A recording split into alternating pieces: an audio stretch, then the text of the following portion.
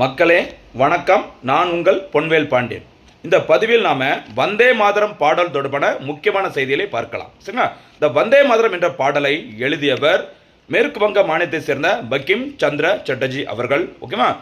பங்கிம் சந்திர சட்டர்ஜி அவர்கள் ஓகேவா நவம்பர் 7, 1875 அன்று தான் இந்த வந்தே மாதரம் பாடலை முறைப்படி எழுதி வெளியிட்டிருந்தாங்க.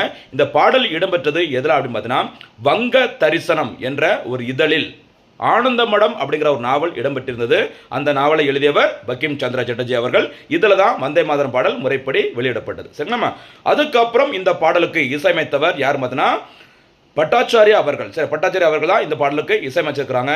இந்த வந்தே மாதரம் பாடலை முதல் முறையாக பாடியவர் ரவீந்திரநாத் தாகூர். சரிங்களா? 1896 கல்கத்தாவில் நடைபெற்ற இந்திய தேசிய காங்கிரஸ் மாநாட்டின் போது தான் முதல் முறையாக இந்த வந்தே மாதரம் பாடலை பாடினாங்க. ஓகேவா? அதுக்கப்புறம் இந்திய அரசானது இந்த வந்தே மாதரம் பாடலை ஜனவரி 24, 1950 அன்று தேசிய பாடலாக ஏற்றுக்கொண்டது. ஓகேவா?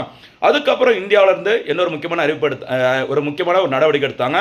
செப்டம்பர் 7, 2006 முதல் இந்தியாவில் இருக்க அனைத்து பள்ளிகளிலும் சரிங்களா காலை 11 மணிக்கு இந்த வந்தே மாதரம் பாடல் பாடுவது கட்டாயம் அப்படின்னு அறிவிச்சிருந்தாங்க.